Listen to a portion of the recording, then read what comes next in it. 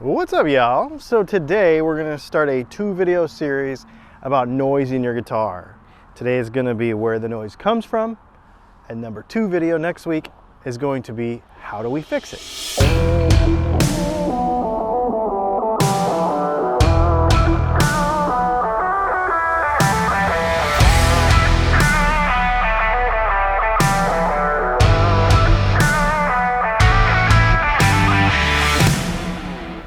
So there's a lot of misconceptions about where guitar noise comes from. People think it comes through the wires in the wall. People think it comes from your pedal power supply. And obviously, in varying conditions, no conditions are the same for everybody, some of that stuff is true.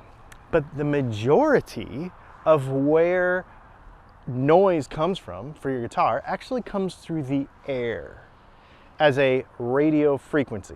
So if you've ever heard the term EMI, electromagnetic interference, or RFI, radio frequency interference, this is pretty much most of the noise that we hear in especially a single coil guitar, and we're going to talk about why in a minute. So let's talk about the noises that we hear. Why? Well, there's RFI and EMI happening at all times around us. You know, I've got my Apple Watch is talking to my phone right now, so there is radio frequencies going from there. My wireless microphone is talking to my camera. In this RV park, right up there, is a Wi-Fi booster antenna that's boosting Wi-Fi out to the entire park. Now, most of these systems work on such a high frequency as above the audible range that we would never hear it in our guitar. However, there are a lot of systems that work lower. 60 hertz hum, which we hear in a lot of single coil guitars. You know, like you let go of the strings, or even when you have your hands on the strings, it's still kind of there. Like if you have a P90 or Strat pickup or a Tele pickup or something, for example, you still get this hum. That's not coming through the mains normally, unless you have a grounding issue with your pedal board or your amp. Usually that's coming through the air. Where from? Basically anywhere that has a transformer causing electromagnetic interference. For example, fluorescent lights. When we have that step up from the 120 volts to the thousands of volts needed to ignite a fluorescent light. When we have a transformer in a television that steps up the voltage from the line voltage in the wall to whatever voltage needs to happen in the TV. Our refrigerator, a lot of high current draw stuff, for sure.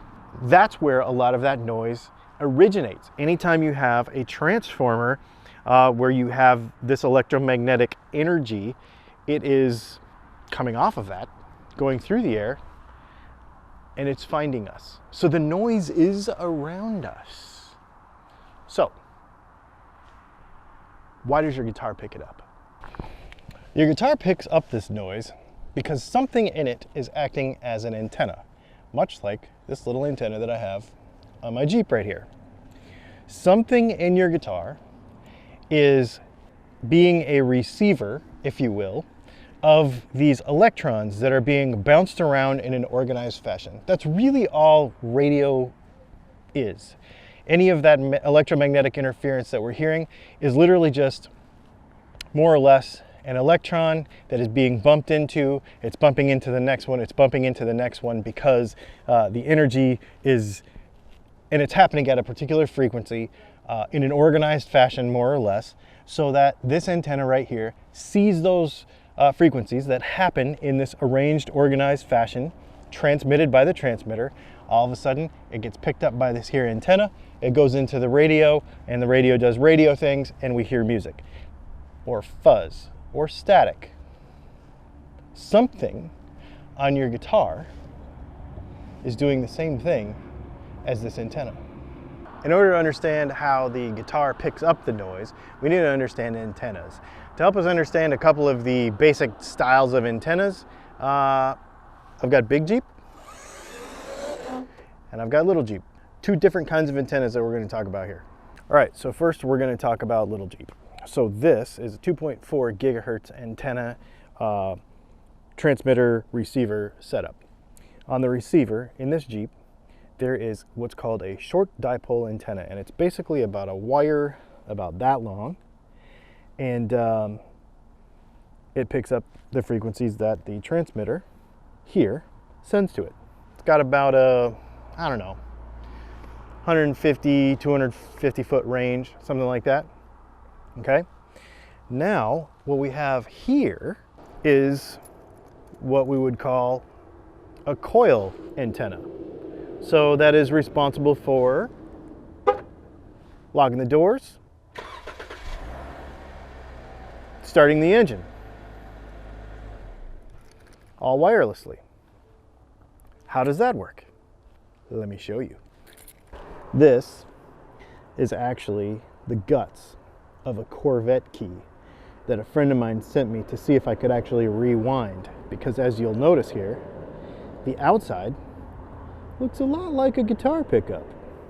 It's got some very thin gauge wire wrapped around in a coil, and that, my friends, in fact, is the coil antenna for the clicker. See, here's a couple little buttons for your lock and unlock for somebody's Corvette. Okay, so you're probably thinking, I've seen a big Jeep, I've seen a little Jeep, I've seen you start your Jeep. What does that have to do with the noise that's happening in my guitar?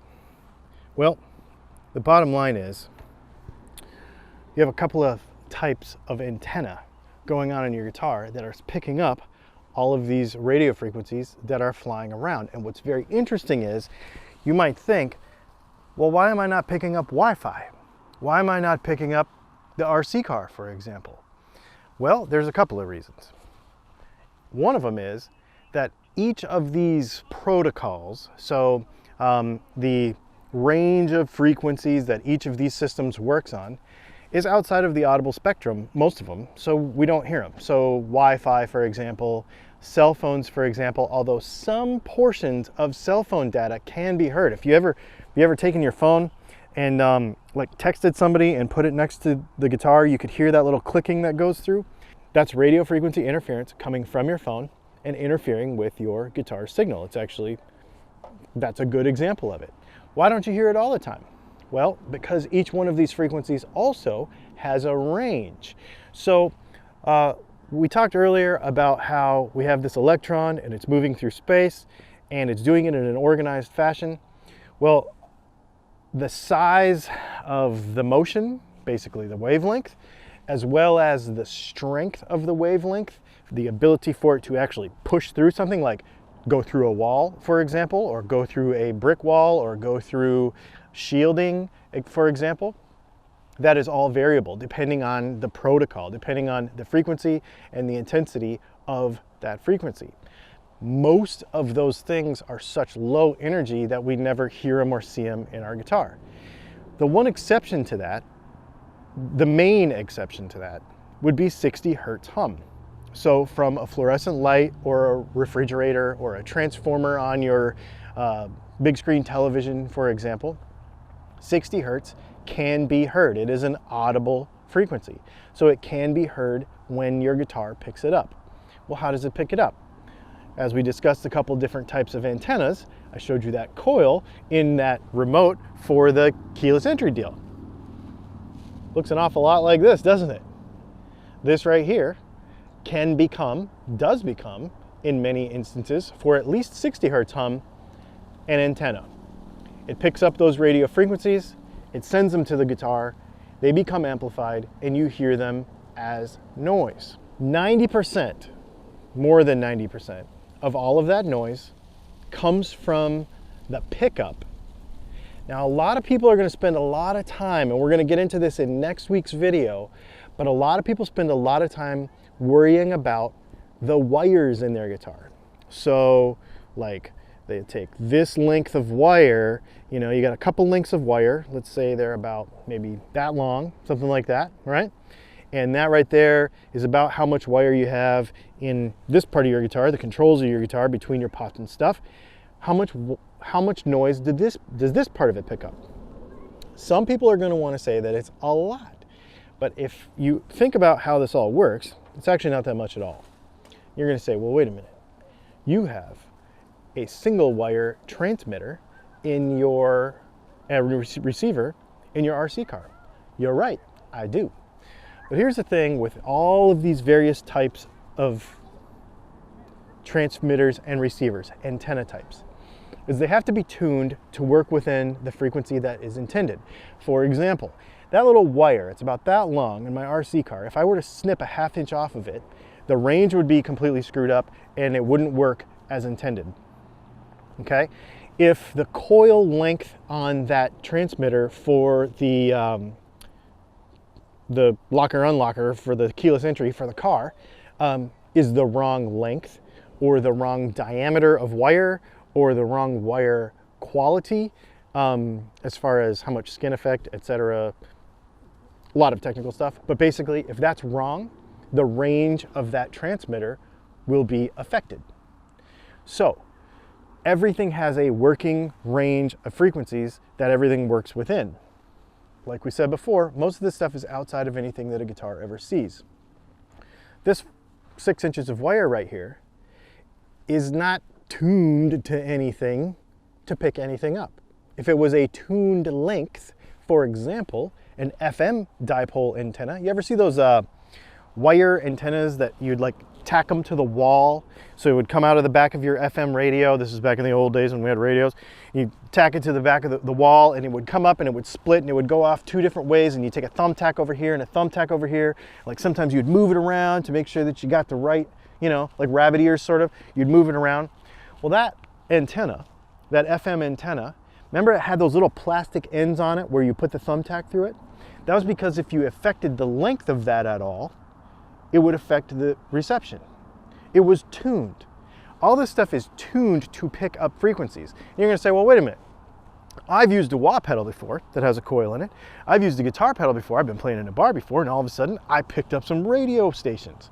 That's because there was one time or one set of circumstances where everything crossed over in just the right spot that one time for that to happen, in that one location, in that one time, with that particular set of circumstances.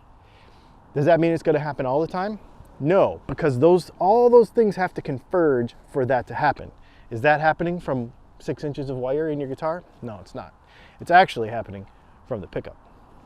So, in our next video, we're going to spend some time looking at how we actually shield a guitar and effectively do it to make it as quiet as possible. So you can run these P90s right here, and you can run them through a Marshall stack and they won't buzz your brains out. They won't be so loud and noisy and buzzy that it'll just drive you insane. So in our next video, we're going to talk about shielding. There are some right ways and some wrong ways to do shielding. There are some ways to do shielding that will cause you more trouble than it's worth. And so we're going to talk about that next time. Make sure you check out our live show on Thursday. We have a special live show. It's going to be the end of 2020 live show. I'm kind of excited about it. So make sure you check it out Thursday at 5 p.m. Eastern time. If you have not entered to win the giveaway Les Paul yet, I suggest that you do it. Go over to DylanContest.com. If you are not from this country, if you are outside of the United States, we have another contest for you that's also on the same page, DylanContest.com. Make sure you go check that out. I don't want to leave anybody out this time. This is very, very cool. This is a cool guitar, and we're going to do a couple more videos with it before the end of the contest, but make sure that you go over there and you check that out. Also check out patreon.com/DylanTalksTone and the little join button down there. Thanks for hanging out, and we will see you in the next video.